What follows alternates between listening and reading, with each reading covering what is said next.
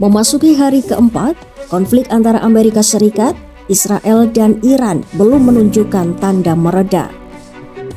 Serangan udara, ancaman rudal, hingga perdebatan hukum di Washington memperlihatkan bahwa perang ini bukan sekadar operasi militer, tetapi juga pertarungan narasi dan legitimasi. Presiden Amerika Serikat Donald Trump memberi sinyal bahwa operasi militer bertajuk Epic Fury tidak akan berakhir dalam waktu dekat. Ia menggambarkan kampanye ini sebagai misi yang sejak awal diperkirakan berlangsung 4 hingga 5 minggu, namun dengan kesiapan logistik untuk bertahan lebih lama jika diperlukan. Dalam pernyataannya, Trump membangun narasi baru. Jika sebelumnya ia menekankan ancaman langsung, kini ia menyoroti bahaya jangka panjang dari perkembangan rudal balistik Iran. Menurutnya, Iran telah memiliki kemampuan menyerang Eropa dan pangkalan-pangkalan AS, dan dalam waktu dekat bisa menjangkau daratan Amerika. Bagi Trump, program rudal itu hanyalah perisai menuju ambisi yang lebih besar, yaitu senjata nuklir. Ia menilai ancaman tersebut tidak bisa ditoleransi, baik bagi Timur Tengah maupun rakyat Amerika. Namun, harga operasi ini tidak kecil. Data bulan sabit merah Iran pada Senin 2 Maret 2026 menunjukkan sekitar 555 orang tewas di Iran. Dampaknya meluas ke Lebanon, Israel, Uni Emirat Arab, Irak, dan Kuwait. Di pihak Amerika, 6 prajurit dilaporkan tewas dalam operasi tersebut.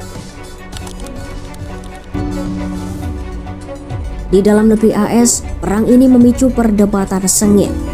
Kongres AS dijadwalkan melakukan pemungutan suara atas sejumlah mosi untuk membatasi kewenangan presiden dalam perang melawan Iran. Senator Demokrat Tim Kaine secara terbuka mengecam operasi tersebut dan menilai tidak ada ancaman mendesak yang membenarkan keterlibatan militer besar-besaran. Perdebatan berpusat pada legalitas perang. Berdasarkan konstitusi AS, hanya Kongres yang berwenang menyatakan perang.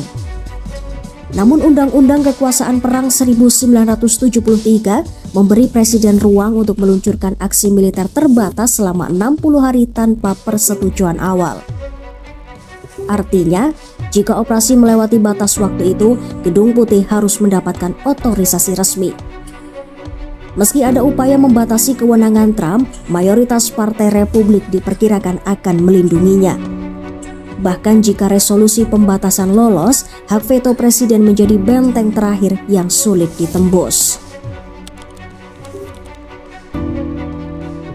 Di tengah eskalasi, pesawat kenegaraan Israel Wing of Zion dilaporkan dipindahkan ke Bandara Berlin di Jerman.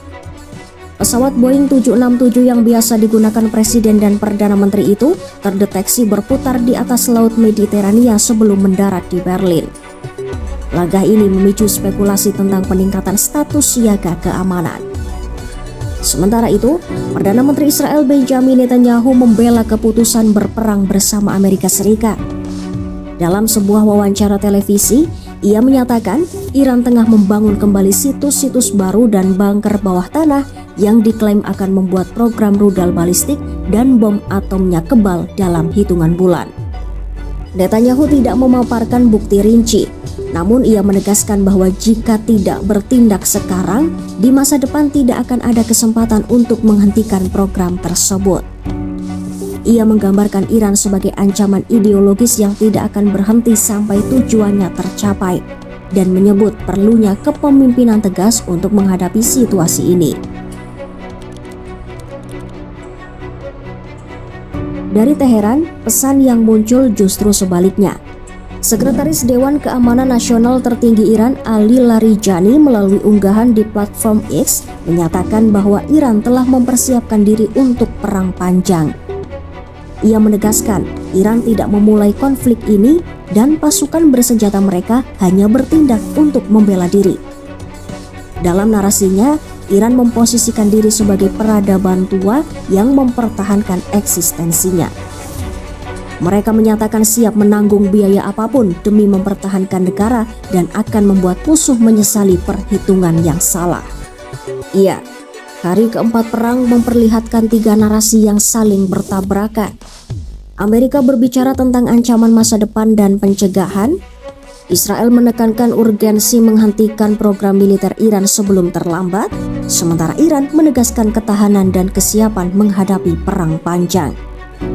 Apakah konflik ini akan berhenti dalam hitungan minggu atau justru berubah menjadi perang kawasan yang lebih luas dan berkepanjangan?